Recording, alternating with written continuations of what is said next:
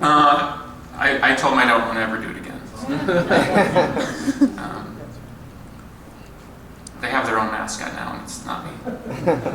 Yes, sir. Hey, Rocket is my #1 favorite song. I love it. It really connected with me back in the day, and it's connected with me at every point, every life change, as well as for most of your music, actually. And I was curious, if you don't mind, if you could tell me a little bit about the writing of Rocket and perhaps what it meant to you then and what does it mean to you now? Don't really remember, you know. Honestly, I don't really remember. Because it was written over a really long period of time. I think we were playing it even like we had some version of the song before Gish was even recorded. And sometimes I think we just play it live and I had no lyrics. I would just kind of mumble. Got a couple of bootlegs that have different.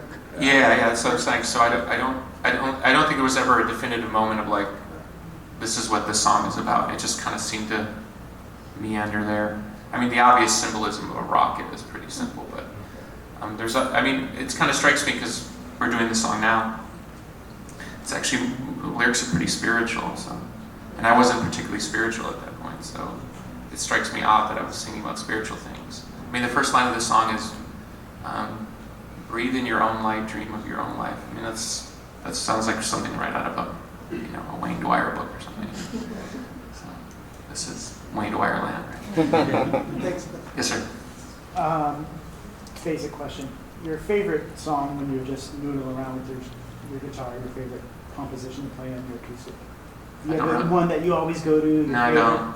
No, I don't live like that, sorry. I don't. I'm really an in-the-moment person. I think that's why I've really had a hard time with the musical career because it requires repetition. Yeah. You know, and then even like when you have a legacy, depending on who you ask, then you have to negotiate that legacy. So when I wrote a song like Rocket when I was 23 or 24, I mean, I never would have guessed I'd be playing the song 25 years later. Yeah. You know what I mean? And I certainly, if you would ask me, I would have never guessed I would be playing it even remotely to the same form. Like, say a normal rock concert. So it's very strange to me. I feel like I'm kind of still in school and I can't get out of, I'm a junior and I can't want to become a senior so I can graduate this stupid rock university, Anyone else? Yes, sir. Right now you're doing a movie series or capture of the heart of America or looking at things. You had a site about people, photographs in their cars. Yeah. Is some of the essence captured in your shirt right now? And maybe talk a little bit more about I don't know about that. Well, I was working on this documentary and now we're talking about trying to make it into a series. As television kind of becomes more like the 8-part series on Netflix and things, so there's different opportunities there. So there may be a chance to do what I want to do for a bigger budget with a bigger portal than say just do it through my own world. So that's kind of where it's at. But conceptually, it's a pretty cool idea because I think America's going. I don't think I'm saying anything unique. America's going through an incredible amount of changes. I grew. I was born in '67, and I remember, 4 or 5 years old. I remember sort of like the Black Panthers, and I remember that sort of feeling in the air, but it felt like it was on the backside of it, if that makes any sense. And then historically, the intense times were Civil Rights March, Dr. King, so whatever that apotheosis or arc, it was on the back end of the assimilating of whatever the new social norms were, for better or for worse. So we're at the beginning now of a new, it might be 10 years, it might be 30 years. We're at the beginning of a new arc where there's a new thing happening. I think documenting that artistically or even socially is kind of fascinating to try to do because it's such a vast subject.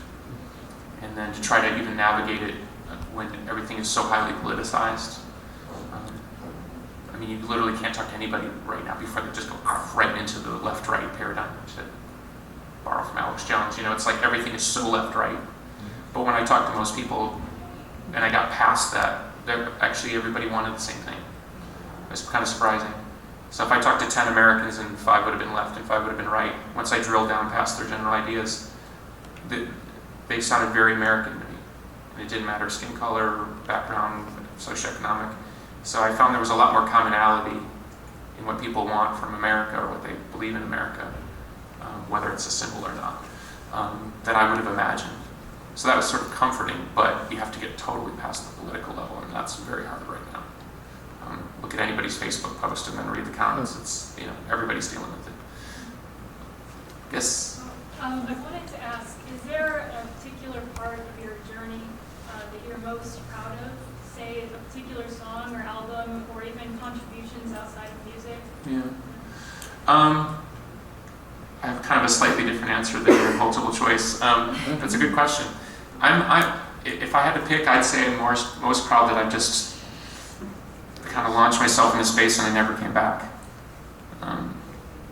It's been very difficult, counterintuitive to the business principles, and I think this tour is a perfect example. I mean, if you sat in as many meetings as we sat in, no one ever said, hey, you guys need to do an acoustic-based tour, deeper cut catalog, more musical, more relaxed. All we ever heard was, dude, you guys just gotta play your hits. Like, just do that, get people back on board, and then you can. And we kept saying, but then that band was never that band. So even when we kind of found ourselves kind of quartered in those positions, we didn't see the same energy. So this is now the third version of it, but this is, I guess, only like the 12th or 13th show we played in this in plain song form.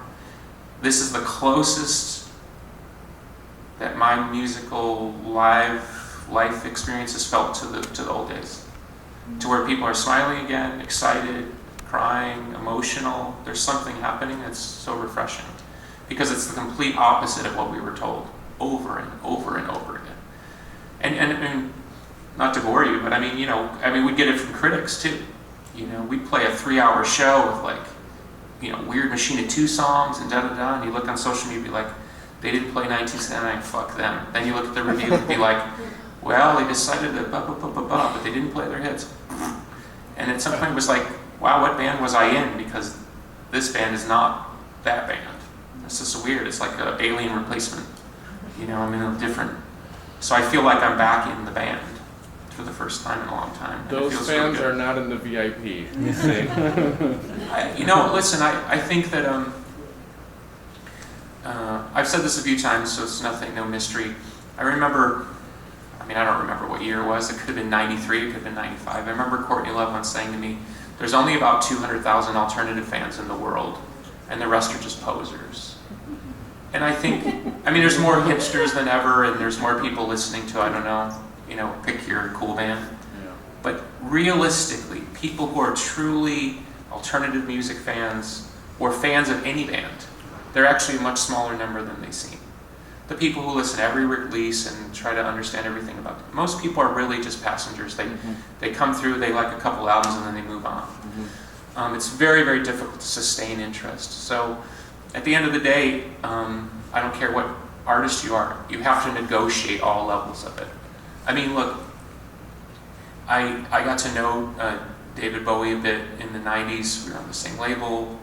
We'd cross paths here and there. And he was treated horribly in the 90s. It was really hard to watch. As he tried to find, and he did. Eventually, by taking that journey out into whatever he needed to do, towards the end of the 90s, he started dialing back in this other thing, like let's call it the third version of himself.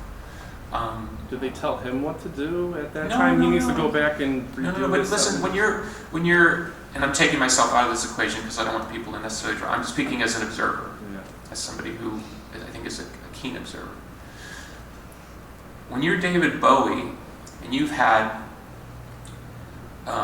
incredible critical and commercial success through the first phase of your career, and don't forget, he had like 12 or 13 failed singles before Space Oddity became a hit. So he was considered a nobody, then he was a somebody. And he was a somebody through a very interesting period, and then he, towards the end of the 70s, low and lodger, and so he went very arty. And I might be telling the story wrong, but my understanding is he was basically broke at the beginning of the 80s. And that's what brought on sort of Let's Dance. Okay, I'm going to go back to being the larger than life. And he was playing stadiums, he was massive again.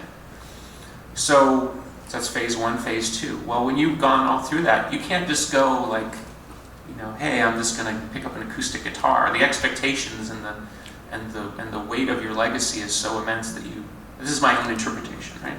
So, struggling very publicly to find a new voice in relation to the old one, or find this sort of balance between things. He was treated very, very horribly. He wasn't. But what I'm trying to say in my own languaging is he wasn't treated with the respect he was due. It's one thing to say, oh, I don't like it, but people treated him poorly, like they forgot the guy that he was.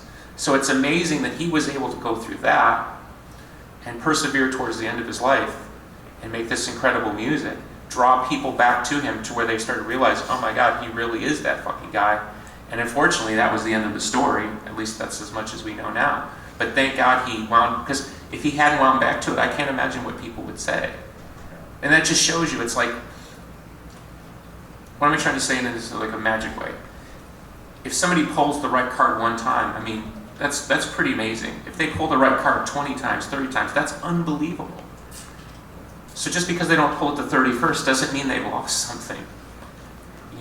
The dialectic between a voice, a writer, an actor, a musician, it's so tenuous. Sometimes it's really about right place, right time. It's about age, it's about generational values. 1 year this guy's the big comedian, then 10 years later it's a different kind of comedy. Things just move and they morph. The city's very dynamic right now. The city's like, every time I come here it's like a different city. I came here for many years, it was the same city, like, and then tech, boom. It's a totally different world, right? So, when you have the interview as an artist of what that relationship is, it's like, as someone who was watching an artist who I loved and respected, like David, I never lost sight. See, when I saw him struggling, if you can use that word, I saw the struggle as, that's what a great artist does. He's looking for that thing. He's not going to go backwards, he's going to go forwards. And so when everyone's like, oh, he's great, and he was always great. So I don't know if I answered anyone's question. The point is, it was archetypical of what you've experienced a little bit. That was all the simple of my question. I think it's different worlds. I mean, to our credit, I think we were the first generation that dealt with the internet thing in a way that nobody had dealt with it before. Now maybe you could say when the telephone came in, or the TV came in, those people dealt with something. But the speed, you know what I'm saying? The speed at which we're moving now. I mean, I literally could say something on stage and walk off stage to a controversy. Where, in the past, it at least would have taken to the next morning. So, that tension in the air is a weird thing to operate in. Because, like any seed, sometimes it takes a while for it to grow. I mean, we played Bullet with Butterfly Wings in 1994 Lollapalooza, and nobody went crazy. You know what I mean? It took us another year, and I've seen sometimes things just take. I'm rambling. Sorry. Yeah.